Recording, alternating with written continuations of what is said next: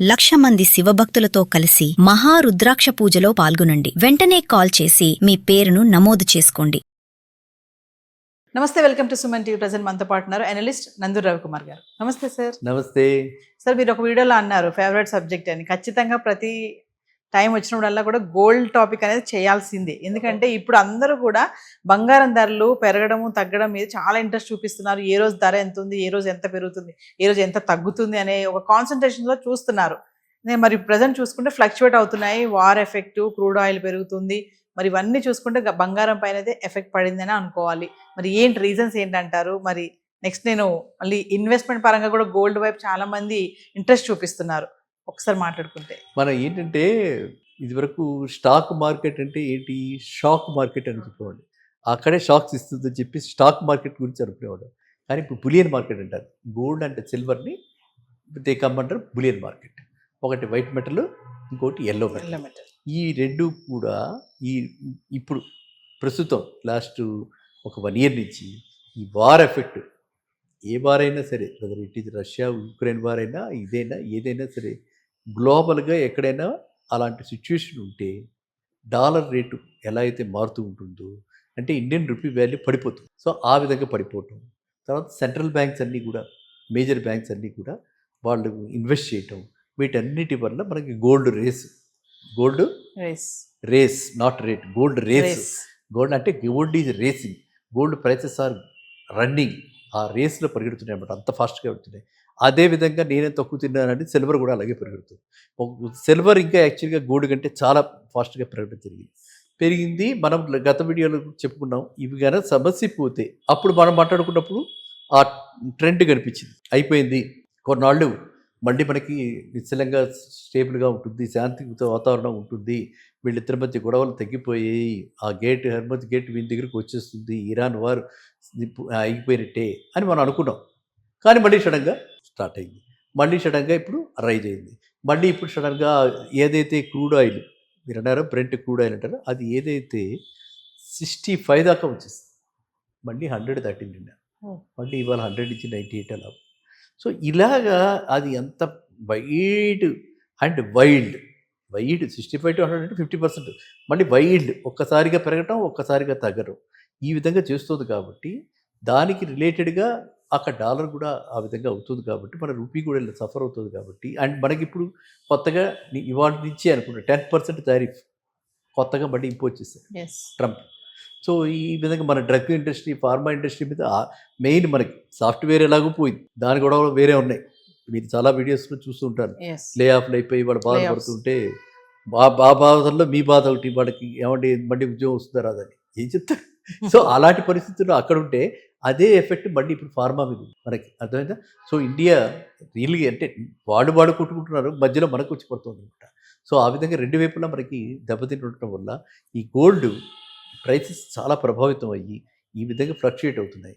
ఇవాళ it is around 1,44 ఏమో 24 carrot. మనం ఎప్పుడు కూడా మాట్లాడుకునేటప్పుడు స్టాండర్డ్ 1,44,000 22 క్యారెట్ ఉంది. అది నేను లాస్ట్ టైం కూడా చెప్పడం జరిగింది. డెఫినెట్గా ఈ వార్ కనుక క్లోజ్ అయిపోతే, ఎండ్ అయితే మళ్ళీ అది 120 దాకా వచ్చేస్తుంది. మినిమం 120 దాకా అది వచ్చేస్తుంది. 22 క్యారెట్ ఎంత ఉంది ఇవాళ? 1,32. అది ఎంతకు వస్తుంది? 1,10,10 బిలోకి వస్తుంది. ఆ ప్రిడిక్షన్స్ అవి అలాగే ఉన్నాయి.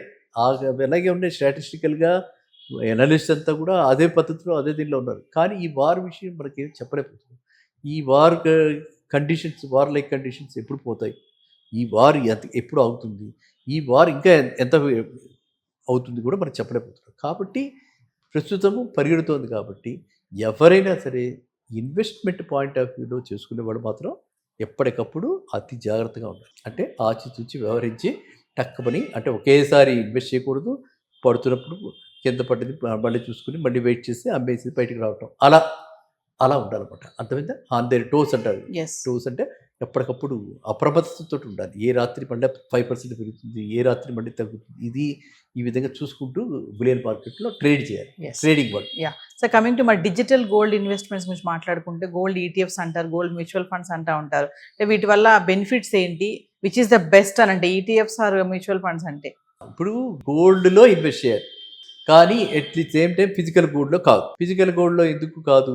ఫస్ట్ మనం అడ్వాంటేజెస్ ఏంటని అనుకున్నాం కదా. ఫిజికల్ గోల్డ్లో ఏంటి, మీకు నాకు లేడీస్ అయినా జెంట్స్ అయినా మన ఎవరికైనా సరే మనకి ఆ షాప్ వాడి మీద నమ్మకంతో మనం కొనుక్కుంటున్నవే తప్ప అది 24 carrot 22 carrot ornament gold 22 carrot కదా, అది 22 క్యారెట్ ఉందా లేదా మీకు ఎలా తెలుస్తుంది? తెలియదు. బట్ ఆ సర్టిఫికేట్ ఆయన చెప్పాడు కాబట్టి వాళ్ళ దగ్గర మనం తీసుకుంటున్నాం, ఆ నమ్మకంతో మనం కొనుక్కుంటున్నాం ఆ 22 క్యారెట్ అని చెప్పి. ఇదే కనుక మనకి డిజిటల్ గోల్డ్ అయితే దాంతో సంబంధం లేదు, ప్యూరిటీతో సంబంధం లేదు. 24 క్యారెట్ రేట్ ఎంత ఉంది ఆ రేటుకి మనం కొనుక్కుంటాం, ఆ సర్టిఫికేట్ ఇన్ని గ్రాములు అని ఇస్తారు వాళ్ళు. ఇన్ని గ్రాముల సర్టిఫికేట్ మనం తీసుకెళ్ళి మళ్ళీ ఇప్పుడు గతంలో చాలా పాపులర్, మీరు కూడా పెట్టే ఉంటారు, ఇన్వెస్టర్స్ ఉంటారు, సావరెన్ గోల్డ్ బాండ్ స్కీమ్స్ వచ్చే చూసారా, 6 సిరీస్ 7 సిరీస్ అందరు చాలామంది బెనిఫిట్ అయిన వాళ్ళు కూడా ఉన్నారు.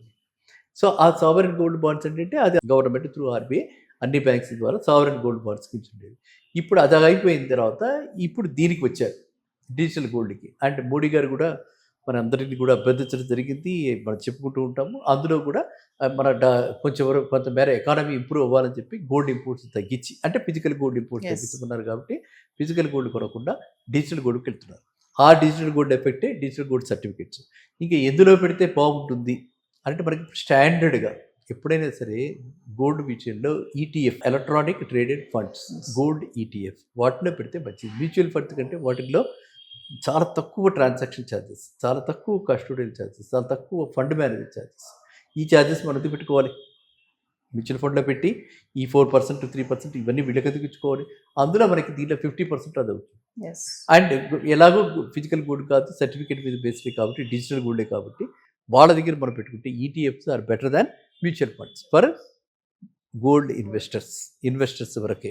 ఇంకా మామూలుగా కొనుక్కునే వాళ్ళు మాత్రం ఎప్పుడు మనం చెప్తూ ఉంటారు స్టాండర్డ్ గోల్డ్ ఇదే కొనుక్కోవాలి.